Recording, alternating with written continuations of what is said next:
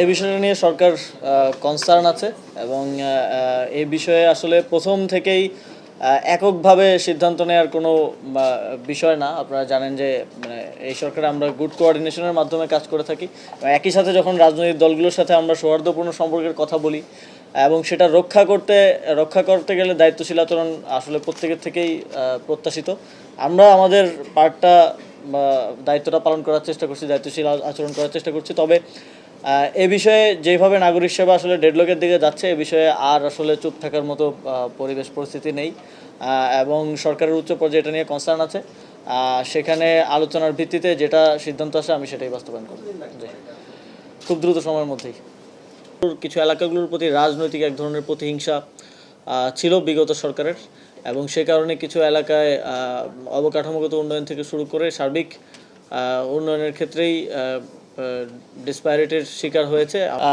ডেঙ্গুর বিষয়টা নিয়ে আমরা কনসার্ন আছি একদম সরকারের উচ্চ পর্যায় থেকে এবং এটা নিয়ে আমাদের স্থানীয় সরকার বিভাগের সচিব উনি একাধিক মিটিং করেছেন এবং সিটি কর্পোরেশনগুলো কনসার্ন আছে এবং তাদের কার্যক্রম হচ্ছে সার্ফেস আপনারা দেখছেন না, কিন্তু কার্যক্রম হচ্ছে। এটা নিয়ে ডেডিকেটেডলি আমরা আপনাদেরকে ব্রিফ করব যে আমাদের কী কী উদ্যোগ আমরা নিচ্ছি, কী কী উদ্যোগ আমরা সামনে নিব এবং এই সম্পর্কে জনসচেতনতা বৃদ্ধি করাটা একই সাথে জরুরি। শুধুমাত্র আমাদের উদ্যোগ দিয়ে হবে না, মানুষের মধ্যে সচেতনতা বৃদ্ধি করতে হবে এবং সবাইকে এগিয়ে আসতে হবে। সেটা নিয়ে আমরা অতি দ্রুতই আপনাদের সাথে কথা বলবো। এবং যেটা বললেন যে এক্ষেত্রে দক্ষিণ সিটি কর্পোরেশনের আমাদের কিছু চ্যালেঞ্জ আছে। আপনারা জানেন যে সেখানে স্বাভাবিক কার্যক্রম স্বভাবতই ব্যাহত হচ্ছে। তবে আমরা চেষ্টা করছি যতটা সম্ভব বাইরে থেকে হলেও যতটা সম্ভব নাগরিক সেবা কন্টিনিউ রাখা এবং সেটা কাভার করা। যেহেতু আপনারা জানেন অন্তর্বর্তীকালীন সরকার খুবই সীমিত সময়ের জন্য দায়িত্ব গ্রহণ করেছে তার কিছু নির্দিষ্ট এজেন্ডা নিয়ে। এর মধ্যে আসলে এ ধরনের উদ্যোগ নিয়ে সেটা বাস্তবায়নের পথে যাওয়াটা একটু টাফ। আমাদের গভর্নমেন্টের যেই আসলে প্রসিজিওর সেটা ফলো করে একটা উদ্যোগ বাস্তবায়ন করা একটু মুশকিল, সময় সাপেক্ষ ব্যাপার। তো সেই জায়গা থেকে আমি যখন উত্তরবঙ্গ সফরে যাই তখন প্রত্যেকটা উপজেলাতে যখন যাচ্ছিলাম তখন দেখতে পাচ্ছিলাম যে উপজেলার শিক্ষার হার কিছু কিছু জায়গায় আমি 42%ও পেয়েছি, যেটা আমাদের জাতীয় গড়ের অর্ধেকের কাছাকাছি। তো সব স্বাভাবিকভাবেই এটা দেখে আসলে বোঝা যায় একটা ইন্ডেক্স যে আসলে আমাদের সেখানে শিক্ষার কী অবস্থা এবং সার্বিক ওই এলাকাগুলোর উন্নয়নের কী অবস্থা, মানদণ্ডটা বোঝা যায়।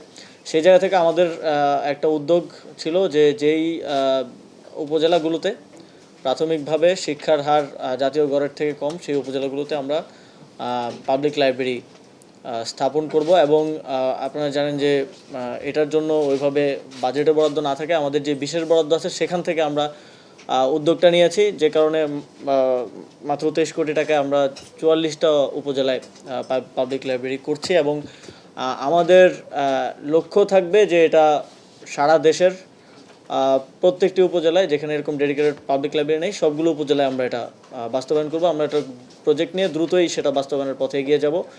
এই 44টা উপজেলা হচ্ছে জাস্ট স্টার্টিং, সব উপজেলাতেই আমরা এটা বাস্তবায়ন করব। তবে আমাদের ফোকাস এরিয়া থাকবে একটা আধুনিক মানসম্মত লাইব্রেরি, যেখানে আসতেও এই যে যেটা নিয়ে বারবার কথা হচ্ছিল যে এখন তথ্য প্রযুক্তির যুগে সবাই মোবাইল ফোন নিয়ে ব্যস্ত থাকে, এমন একটা লাইব্রেরি করা যেখানে আসতেও সবাই আগ্রহ বোধ করবে এবং আসলেই ওই লাইব্রেরিটা আসলে কাজে লাগবে। শুধুমাত্র নামে জাস্ট অ্যানাদার সরকারি ভবনের মতো যেন পড়ে না থাকে, এটা থাকবে আমাদের মূল লক্ষ্য। আপনারা হয়তো দেখে থাকবেন যে আমাদের বাজেটেও খুব বেশি অ্যাম্বিশিয়াস বাজেট আমরা রাখিনি। যথাসম্ভব যতটুকু প্রয়োজন, 53 লক্ষ টাকা একটা লাইব্রেরির জন্য খুব বেশি কিছু না। আমরা 44টা লাইব্রেরি করছি উইদিন 23 CR, সেটা রাখার চেষ্টা করেছি। এর বাইরে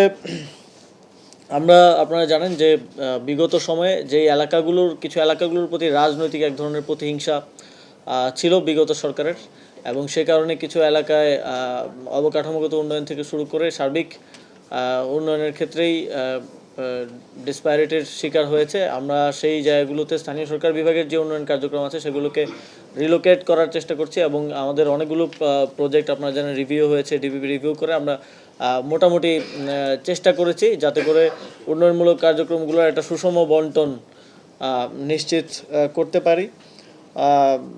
এর বাইরে আপনারা জানেন যে আমাদের শিক্ষার হার এবং দারিদ্র্যের হার, এই ইন্ডেক্সগুলো উত্তরবঙ্গের ক্ষেত্রে আসলে বাকি দেশের যে গড়ের থেকে অনেক কম রয়েছে। সেখানে আমরা আরও কিছু উদ্যোগ নিয়েছি, কিছু কমিটমেন্ট আমাদের ছিল উত্তরবঙ্গের মানুষের প্রতি যখন আমরা সফরে গিয়েছিলাম।